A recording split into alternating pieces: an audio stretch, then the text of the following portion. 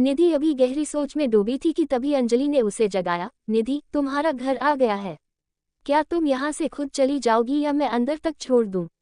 निधि की तंद्रा भंग हुई तो उसने कहा, धन्यवाद अंजलि, मैं यहाँ से खुद चली जाऊंगी। तुम ठीक तो हो ना निधि? आज तुम बहुत परेशान लग रही हो, इसलिए मैंने तुमसे कुछ पूछा नहीं। कभी कभी इंसान को खुद से बातें करने का दिल करता है। मैं तुमसे कल बात करती हूँ, अभी तुम आराम करो। दफ्तर की कोई चिंता मत करना, मैं अब निकलती हूँ। निधि ने उसे बाय किया और लिफ्ट का बटन दबाया। निधि का फ्लैट 10वीं मंजिल पर था। निधि ने दरवाजे से नीलेश और रोहन के हंसने की आवाज़ सुनी। उसने अपनी चाबी से दरवाज़ा खोला। रोहन उसे देखते ही आकर लिपट गया। नीलेश ने उसे आश्चर्य से देखा, लेकिन कुछ पूछा नहीं। रोहन ने कहा, आज मम्मी और पापा इतनी जल्दी घर पर, आज तो मज़ा आ जाएगा। मम्मी पापा आप ऐसे ही जल्दी घर आया करो ना, आप लोग कितना लेट आते हैं और मम्मी आप तो पापा से भी लेट आती हैं। मैं आपको कितना मिस करता हूँ। निधि ने नीलेश की तरफ देखा और फिर रोहन से कहा, बेटा मेरी तबीयत ठीक नहीं है, इसलिए आज अंजलि आंटी ने मुझे गाड़ी से नीचे तक छोड़ दिया। मैं थोड़ा आराम करती हूँ, फिर मैं आपसे अच्छे से बात करूँगी। नीलेश ने निधि को थका सा देखा तो उसे ये भांपने में देर नहीं लगी कि निधि की भावनाओं को उसकी कठोर बातों से बहुत गहरी चोट पहुंची है। वह अपनी कही बात पर पछताने लगा। निधि से वह बहुत प्रेम करता था, परंतु निधि का रोहन को छोड़कर नौकरी करना उसे कतई पसंद नहीं था और आए दिन इसी बात पर दोनों में कहासुनी होती ही रहती थी। परंतु आज निधि को यूं दुखी देखकर उससे रहा नहीं गया। उसने अपने दफ्तर फोन लगाकर यह सूचित कर दिया कि वह आज नहीं आ सकता। फिर वह 2 कप गर्म चाय लेकर निधि के पास गया। उसने देखा कि निधि की आंखों से अविरल अश्रुधारा बही जा रही है। ये देख नीलेश ने महसूस किया कि उसने आज बहुत ज्यादा कह दिया, शायद क्रोध में कुछ ऐसी बातें भी कह दी जो उसे नहीं कहनी चाहिए थी। परंतु मुंह से निकले शब्द क्या कभी वापस आ सके हैं? नीलेश ने निधि का हाथ अपने हाथों में लिया तो निधि फूट फूट कर रो पड़ी।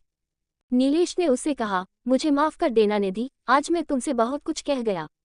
पता नहीं मुझे कभी कभी क्या हो जाता है। सच मानो, तुम्हारा दिल दुखाकर मैं भी कभी खुश नहीं रह सकता, परंतु रोहन को लेकर मैं थोड़ा संवेदनशील हो जाता हूँ।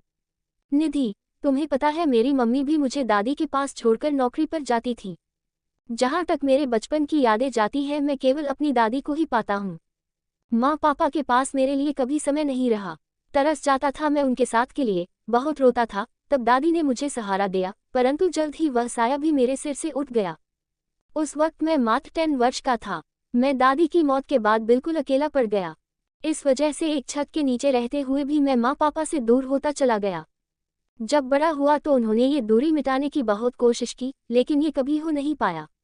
और फिर एक दिन ट्रेन एक्सीडेंट में दोनों चल बसे। निधि, जिस अकेलेपन से मैं गुजरा हूँ, मैं नहीं चाहता मेरे बेटे के साथ भी वही हो। मेरे पास तो फिर भी मेरी दादी थी, लेकिन रोहन के न तो दादा दादी है और न ही नाना नानी। बस यही डर मुझ पर इतना हावी हो गया कि मैं तुमसे इतना कुछ कह गया। निधि, मैं तुम्हारी नौकरी के खिलाफ कतई नहीं हूँ, परंतु मुझे रोहन की चिंता है। मैं अपनी नौकरी छोड़ देता यदि तुम्हारी इतनी आय होती कि हमारा घर आराम से चल पाए, साथ ही हम नए मकान की किस्तें भी दे पाएं। ऐसा नहीं है, इसीलिए मैं तुमसे नौकरी छोड़ने के लिए कह रहा हूँ। निधि ने नीलेश की तरफ देखा।